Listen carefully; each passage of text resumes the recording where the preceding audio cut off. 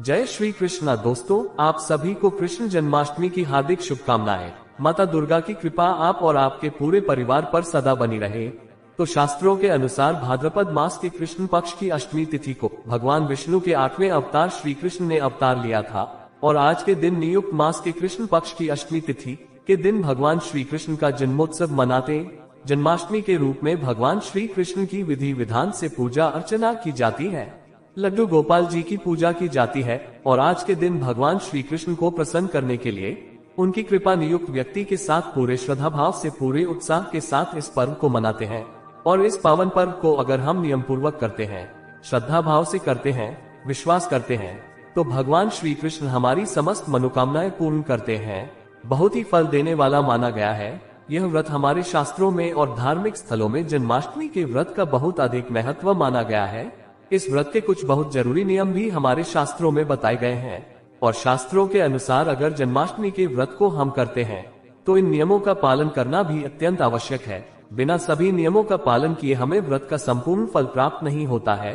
इसलिए अगर आप व्रत कर रहे हैं, आप कोई भी कामना है जिसके लिए आप बात कर रहे हैं या अपने संभव से भी यह व्रत कर रहे हैं, चाहते हैं कि भगवान श्री कृष्ण की कृपा प्राप्त हो, व्रत संपूर्ण फल प्राप्त हो और जिस भी कामना से हम व्रत कर रहे हैं हमारी कामना तो बहुत आवश्यक है कि आप नियमों को जाने और नियमों का पालन करें। तो आज की वीडियो में मैं आपसे बात करने वाली हूँ जो हमारे शास्त्रों में बताए गए हैं और का पालन करना अत्यंत आवश्यक। वीडियो को पूरा जरूर देखें और अगर आपको आज की वीडियो अच्छी लगे तो इसे लाइक कीजिए, शेयर कीजिए और चैनल पहली बार आए हैं, अगर अभी तक आपने मेरे चैनल को सब्सक्राइब नहीं किया है तो इस चैनल को सब्सक्राइब कर लीजिए, बटन को प्रेस कर लीजिए। इससे ये होगा कि इस तरह की सभी वीडियोस ढूंढ आपको सही समय पर प्राप्त हो जाएगी। दोस्तों, बात करें जन्माष्टमी के व्रत की तो शास्त्रों के अनुसार जन्माष्टमी का व्रत एकादशी व्रत के समान ही शुभ फल देने वाला माना गया है, पुण्य फलदायी माना गया है। ये जितना एकादशी का व्रत पुण्य फल देने वाला माना गया है, ऐसा हमारे शास्त्रों में लिखा हुआ है कि अगर आप जन्माष्टमी का व्रत करते हैं और एकादशी का व्रत अगर आप किसी कारणवश नहीं कर पाते हैं, पूरे साथ सिर्फ जन्माष्टमी के व्रत का भी अगर आप नियम पूर्वक पालन करें, आज के दिन भगवान श्री कृष्ण की विधिवत पूजा आराधना करें, मंत्र जप करें और सभी नियमों का पालन करते हुए अगर आप इस व्रत को कर लेते हैं तो आपको एकादशी व्रत के समान ये पुण्य फल की प्राप्ति होती है। भगवान श्री हरि विष्णु की भगवान श्री कृष्ण की कृपा प्राप्त होती है। सभी प्रकार के पापों से आपको मुक्ति मिल जाती है। जो कई वाचिक मानसिक पाप होते हैं, हमारे उन सभी पर इस प्रकार के पैर पापों से मुक्ति मिल जाती है और दुखों का अंत हो जाता है। सभी प्रकार के सुखों की प्राप्ति होती है, कामनाएं पूर्ण होती हैं और भगवान श्री कृष्ण की असीम कृपा प्राप्त होती है। तो एकादशी के समान ही पुण्य फल देने वाला यह व्रत माना गया है और एकादशी के समान ही इस व्रत के नियम भी बताए गए हैं शास्त्रों में। जैसे कि जिस प्रकार से हम एकादशी में एक दिन पहले से ही यानी दशमी तिथि के दिन से ही सात्विक भोजन का पालन करते हैं, नियम से इस व्रत के संयम कैंप के साथ इस व्रत का पालन करती है, उसी प्रकार से अष्टमी ने यानी कि जन्माष्टमी के व्रत का नियम होता है। इस व्रत में सप्तमी तिथि से ही आपको व्रत के नियम प्रारंभ हो जाते हैं। जैसे कि सप्तमी तिथि के दिन जो पहला नियम आपको धारण करना है, अष्टमी तिथि के व्रत के लिए तामसिक भोजन का त्याग आपको सप्तमी तिथि से ही कर देना है। तामसिक भोजन का मतलब लहसुन प्याज का सेवन आपको यही करना है, मांस मदिरा का सेवन नहीं करना है, हरी पत्तेदार सब्जियां आपको सप्तमी तिथि पर नहीं खानी है, मसूर की दाल नहीं खानी है, बैंग और मूली का त्याग की। इस प्रकार से जितनी भी तमाम चीजें होती उनका त्याग करके सात्विक भोजन आप सप्तमी तिथि के दिन ग्रहण करते हैं। क्योंकि आपको जन्माष्टमी का पर्व मनाना है, भगवान श्री कृष्ण के जन्मोत्सव का पर्व मनाना है और आपको व्रत रखना है, भगवान श्री कृष्ण की कृपा पानी है, तो आपको तामसिक चीजों का त्याग करना है। दूसरा जो नियम है, जो बहुत आवश्यक नियम हमारे शास्त्रों में बताया गया है कि जन्माष्टमी का व्रत अगर आपको करना है तो सप्तमी तिथि की रात्रि से ही आपको भूमि पर शयन करना चाहिए। सप्तमी तिथि की रात्रि में इसके अलावा सप्तमी तिथि को ब्रह्मचर्य का पूर्ण रूप से पालन करना अत्यंत आवश्यक माना गया है। अष्टमी तिथि के दिन जैसे सप्तमी तिथि के दिन जो आपको सूर्यास्त के बाद इस व्रत में भी जैसे हम एकादशी के दिन रात्रि में नमक नहीं खाते हैं या फिर हल्का भोजन लेते हैं, इसी प्रकार से आपको सप्तमी तिथि के दिन हो सके तो सूर्यास्त के बाद आप अपने ग्रहण करें या फिर आप अगर लेते हैं तो हल्का भोजन कीजिए। इस तरह से सप्तमी तिथि से ही व्रत के नियम प्रारंभ हो जाते हैं। अब अष्टमी तिथि में आपको क्या करना है। अष्टमी तिथि के दिन प्रातःकाल जल्दी उठते हैं, ब्रह्म मुहूर्त में उठने का विधान माना गया है, गंगा स्नान का विधान माना गया है हमारे शास्त्रों में इस व्रत में। लेकिन अगर संभव नहीं हो कि हम मर जाकर और गंगा स्नान कर पवित्र नदी में स्नान कर पाए। तो आज के दिन हमें चाहिए कि हम जल में गंगाजल मिलाकर स्नान करें, तिल मिलाकर स्नान करें। तिल आप सफेद या काला कोई भी तिल मिलाकर स्नान कर सकते हैं, जो भी आपके पास उपलब्ध हो। इसके अलावा जब आप गंगाजल बुलाते हैं तो आपको ध्यान रखना है कि जो आपने पात्र लिया है स्नान के लिए आप उसे साफ कर लीजिए। पहले आपको गंगाजल डालना है। आप चाहे 2 बूंद पर्दा जरूर डालें, पर गंगाजल डालकर उसमें फिर आपको जल डालना है और स्नान करना है। आप सनातन धर्म में हर किसी के घर में गंगाजल तो अवश्य उपलब्ध होता है। तो गंगा स्नान करने से क्या होता है, देखिए। गंगाजल मिले हुए जल से स्नान करने से पवित्र नदी में स्नान के बराबर ही पुण्य फल प्राप्त होता है। दूसरी चीज, जब हम पवित्र नदी में स्नान करते हैं या फिर गंगा स्नान करने जाते हैं तो पापा सुभाष हो जाता है, शरीर में शुद्धता आती है, विचारों में शुद्धता आती है।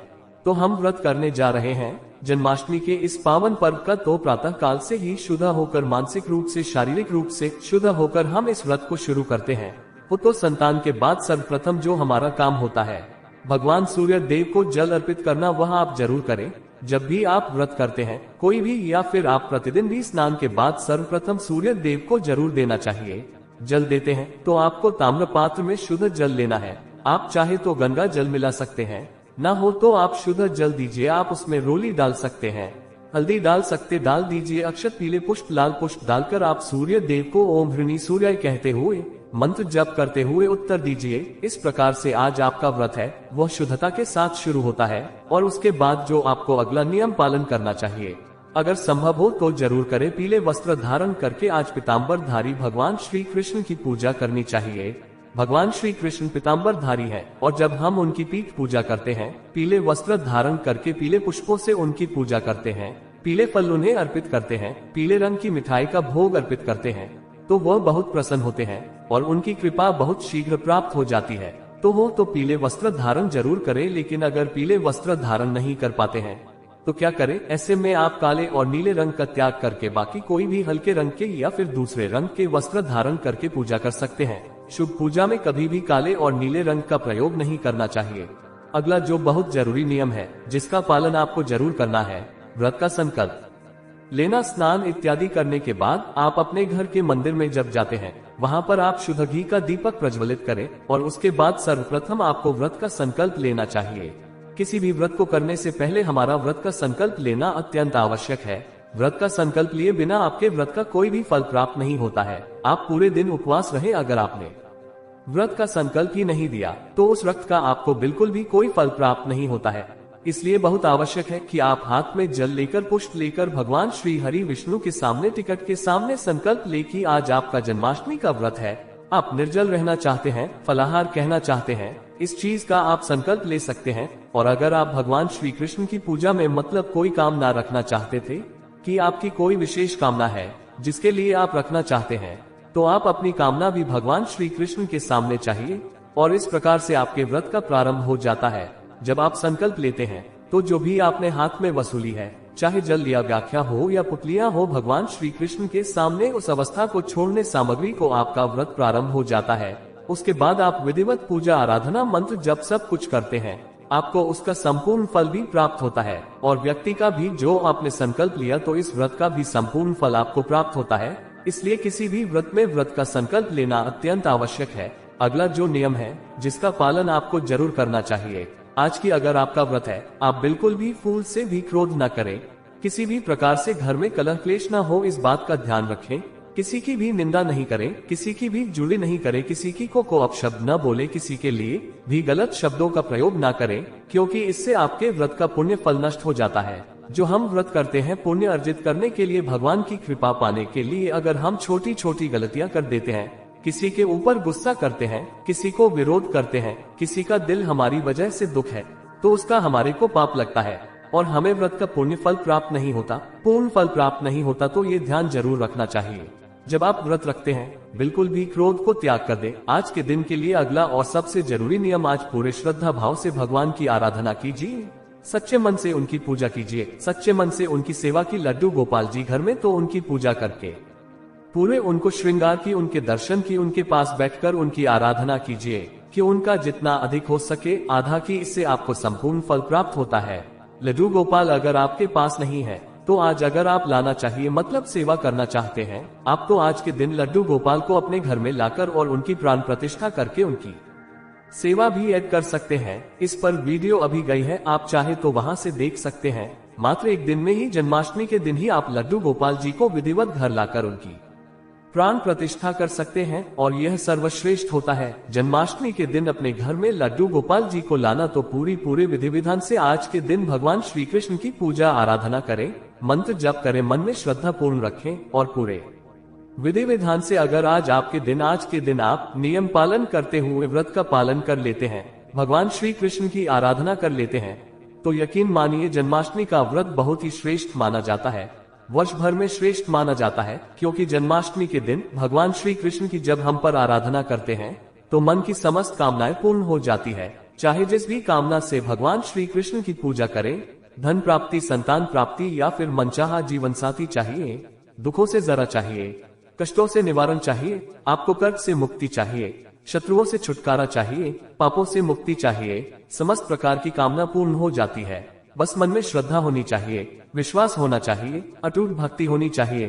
तो मैं करती हूँ ये बहुत ही महत्वपूर्ण जानकारी जो जन्माष्टमी व्रत से जुड़ी हुई है, जो हमारे शास्त्रों के अनुसार हुई जानकारी है, यह आपके लिए अवश्य उपयोगी सिद्ध होगी। और अगर आपको आज की वीडियो अच्छी लगे तो लाइक कीजिए, शेयर कीजिए इस वीडियो को ज्यादा से ज्यादा और चैनल पर पहली बार आए अगर आपको वीडियो अच्छी लगे तो चैनल को सब्सक्राइब करके प्रेस कर लीजिए।